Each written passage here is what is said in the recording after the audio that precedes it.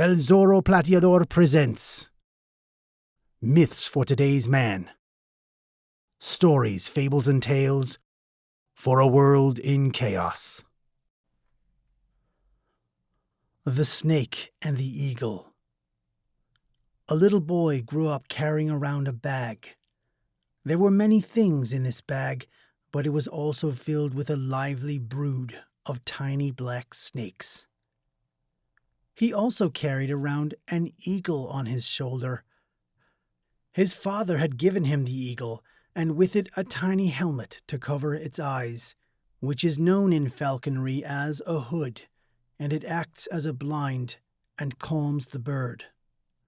This father warned the boy not to leave the hood on for too long, or the great eagle would become unable to hunt and attack.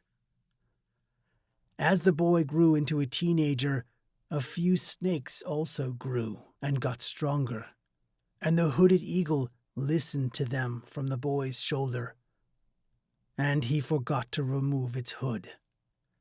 Then he became a young man, and the snakes began to get so large that he had trouble walking into town and talking to friends and girls he knew, and he struggled going to work in the fields, which he loved.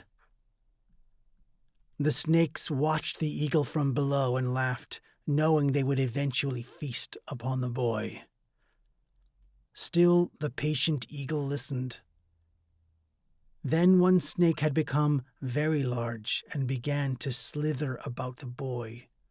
This large serpent tightened around his neck and began slowly to suffocate him. The snakes hissed with greedy hunger. Still the great eagle listened. The man fell to the dirt, gasping for breath, and saw the eagle. Just as he was about to fade away into death, he flicked off the hood from the eagle's head. The eagle attacked. The serpent and eagle fought, with fangs flashing and wings beating and talons slashing and scales coiling. The eagle tore away at the snake, covering the man in the snake's blood. But the eagle threw down the snake and tore it in two. The eagle looked with its steely eyes into the black bag and shrieked its battle cry. Another snake came up, but now the patient eagle flew into a rage and threw down this snake, tearing it to pieces. Another snake emerged from the bag, and the eagle destroyed it. And the snakes stopped coming out of the bag. And so it was that the man was finally freed of his snakes, and they never again left the bag.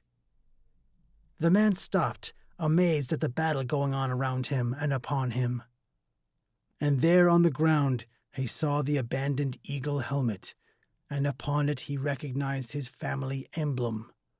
It was his father's, who had been wounded by one of his own snakes long ago. The great and patient eagle watched the man with its glinty grit and sharp beak, waiting to tear into another snake with its talons, and the man threw down the eagle's hood forever. The end.